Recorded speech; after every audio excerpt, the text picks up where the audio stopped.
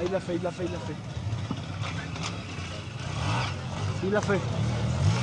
Voilà, les sentiers arrivés. Attention. Pardon. Attention.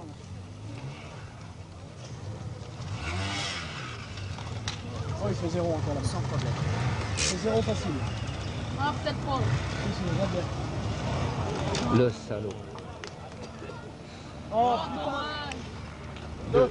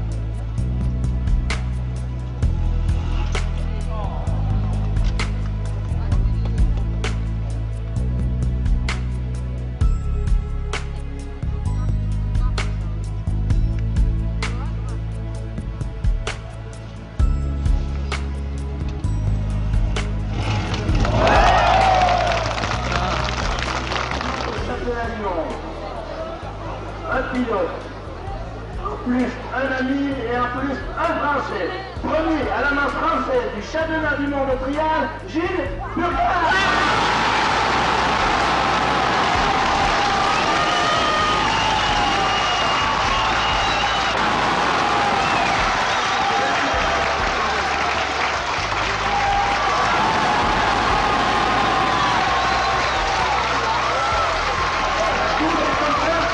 Par la municipalité des Rousses.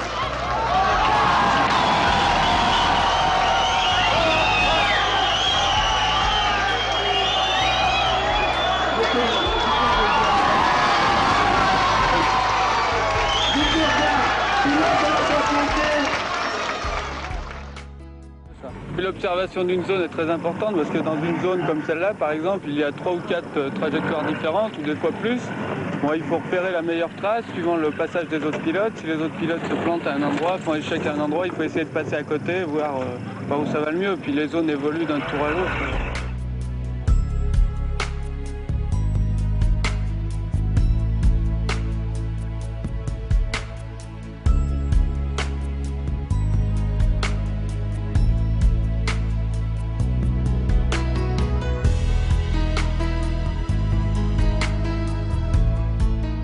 On a toujours été certain qu'il serait champion du monde. Hein. On attend cette chose-là depuis tout le temps, mais on savait que ça allait arriver. Hein.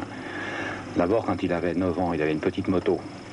Alors, il commençait à en faire dans la cour, on le regardait faire, il surprenait tout le monde. On avait un ancien champion d'Europe à Albertville qui était enthousiasmé chaque fois qu'il le voyait.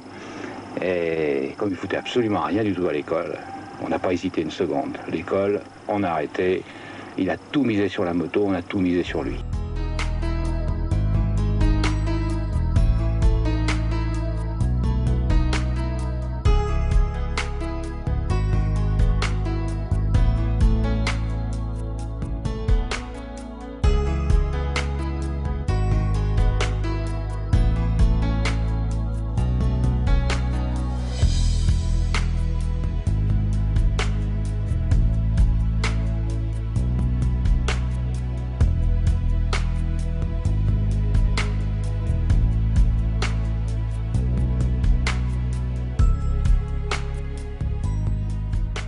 Au niveau technique, je crois qu'on est à peu près une dizaine de pilotes à se valoir. Je crois que c'est plutôt dans la tête que ça se place, plutôt au niveau moral.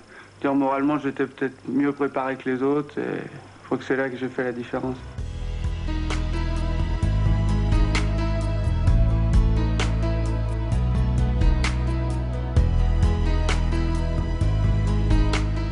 Désormais, Gilles Burgat, numéro 26, se détache irrésistiblement de ses suivants, Gouin et Desnoyers, et malgré d'énormes difficultés, il enlèvera le titre de champion de France catégorie internationale pour la seconde année consécutive. L'an dernier, on avait dit c'est peut-être un hasard. Le deuxième, celui qui a fait deuxième, on pensait qu'il allait mal marcher. Je disais c'est un peu un coup de chance. Bon là, j'ai confirmé. En plus, j'ai confirmé mes résultats en mondial. Pour moi, c'est important.